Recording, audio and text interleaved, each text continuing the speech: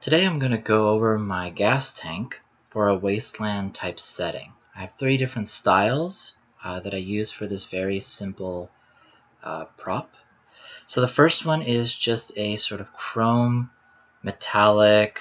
You can see a lot of the texturing on the bottom from sand and our rock block. And then being outdoors would receive a lot of moisture and just sort of weathering, so there's a fair amount of rust that kind of begins at the top and moves its way down. We get a lot of scratches and other textures at the top, along with still a plastic tube that would connect to the base with many scratches and sort of that overall texture.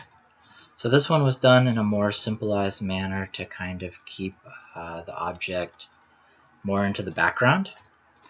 Next, I did a blue type skin. So this style I focused much more on a paint and more of the cracking of the texture, a little less rust, but still some of it coming through because the paint has been cracking. Also got some signs, a little less wear. This one would be a little bit newer and not quite as aged in a sort of wasteland type setting.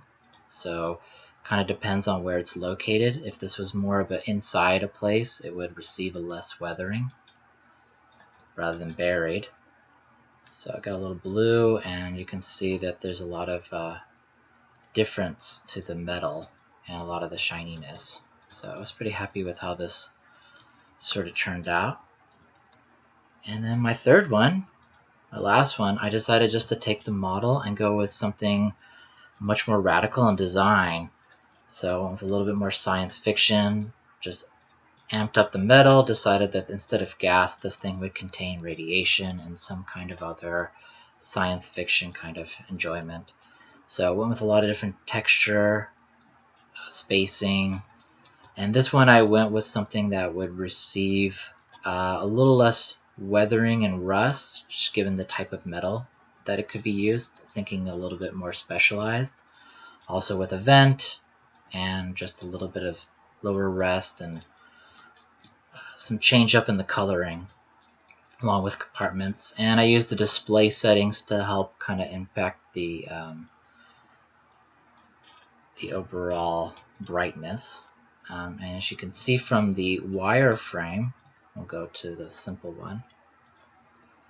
It is just a low poly mesh, pretty simple, got enough polygons to get enough texture around the circumference area. And other parts I just kept really simple. As you can see, the bottom doesn't have any planes, so it would be resting on the object. So something that was just kept to be really simple and just show off different texturing and different styles. Thank you.